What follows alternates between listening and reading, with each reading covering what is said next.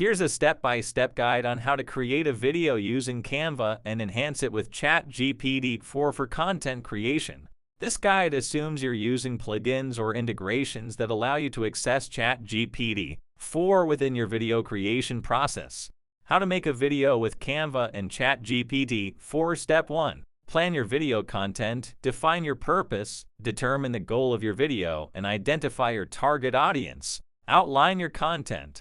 Use ChatGPT-4 to help brainstorm ideas, create an outline, or even write a script for your video. Step 2. Create a new video project in Canva. Open Canva, visit Canva's website, and log in or sign up. Start a new project, click on Create a Design, and select Video. Step 3. Choose a template or start from scratch. Select a template, browse through Canva's library of video templates, and choose one that fits your theme.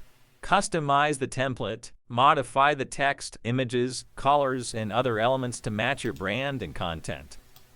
Step 4. Add visuals and graphics. Upload images/videos. You can upload your own media or use Canva's library. Arrange elements. Drag and drop elements to arrange them on the canvas. Step 5. Use ChatGPT-4 for content enhancement.